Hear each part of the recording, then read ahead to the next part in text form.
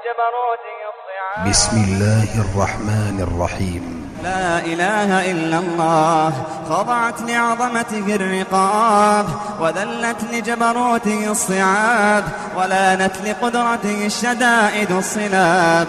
غافر الذنب وقابل التوب شديد العقاب، ذو الطول لا إله إلا هو، عليه توكلنا وإليه المصير. أحبتي في الله، ما الأرض بالنسبة للكون إلا كحبة رمل في صحراء الربع الخالي، تسير في مسار حول الشمس دون أن يصطدم بها ملايين النجوم والكواكب المنتشرة في الكون.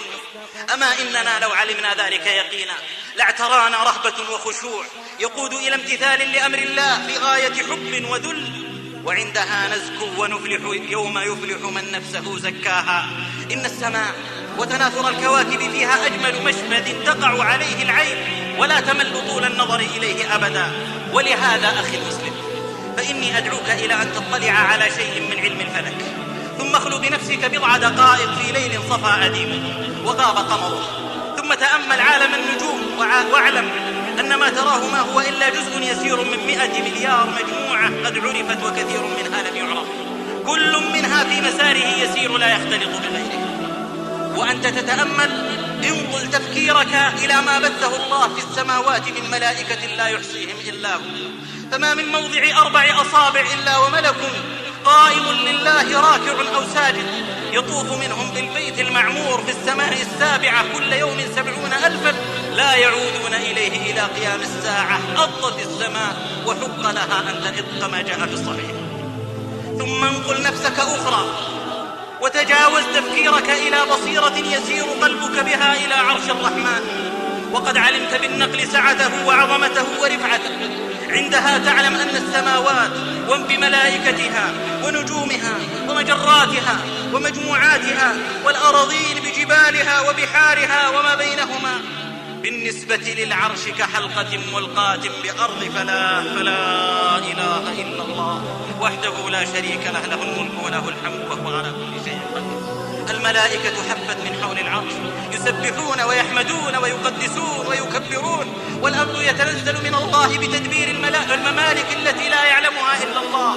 يتنزل الأمر بإحياء قوم وإماتة آخرين وإعزاز قوم وإذلال قوم وإنشاء ملك وسلب ملك وتحويل نعم وقضاء حاجات، من جبر كثير وإغناء فقير وشفاء مريض وتفريج كرب ومغفرة ذنب وكشف ضر ونصر مظلوم وهداية حيران وتعليم جاهل ورد آبق وأمان خائف وإجارة مستجير وإغاثة ملهوف وإعانة عاجز وانتقام من ظالم وكف عدوان من معتدل.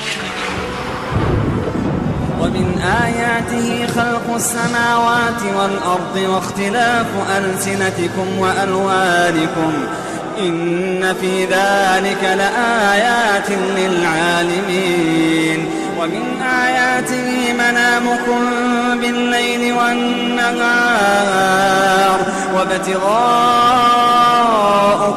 من فضله إن في ذلك لآيات لقوم يسمعون.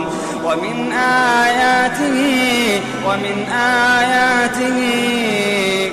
آياته يريكم البرق خوفا وطمعا وينزل من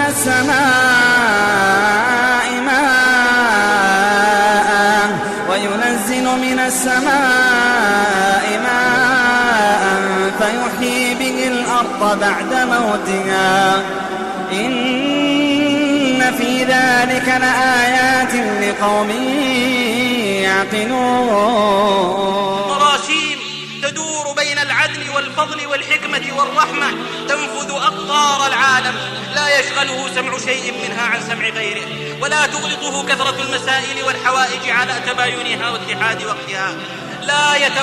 لا يتبرم من إلحاح الملحين، لا تنقص ذرة من خزائنه. لا إله إلا هو ذلكم الله ربكم فتبارك الله رب العالمين. عندها حق للقلب والجوارح أن تسجد مطرقة لهيبته عانية لعزته، سجدة لا يرفع الرأس منها إلى يوم المزيد، يلهج صاحبها مرددا ربنا ما خلقت هذا باطلا سبحانك فقنا عذاب النار. ومن آياته أن تقوم السماء والأرض بأمره ثم إذا دعاكم دعوة من الأرض إذا أنتم تخرجون وله من في السماوات والأرض كل له قانتون وهو الذي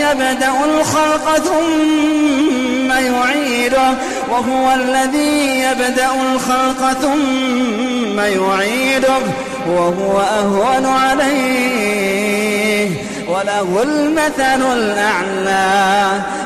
المثل الأعلى في السماوات والأرض وهو العزيز الحكيم.